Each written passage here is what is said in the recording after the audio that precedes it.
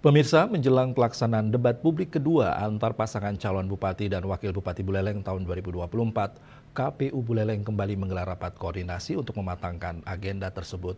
Rapat dihadiri oleh pihak-pihak terkait yang terlibat dalam debat terbuka nanti.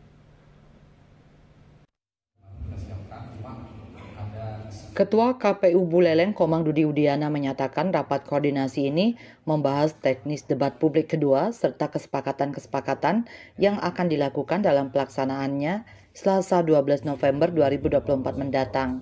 Dudi mengungkapkan pihaknya juga telah membentuk tim perumus dan panelis dalam debat tersebut. Ia memaparkan bahwa dalam debat publik nanti, perumus dan panelis menentukan tema yang akan diangkat. Dudi menambahkan keamanan dan kelancaran dalam penyelenggaraan debat nanti berjalan lancar. Nanti KPU bersinergi dengan kepolisian, TNI, BPBD, Satpol PP, dan seluruh pihak terkait. Yasri Yuli, Bali TV.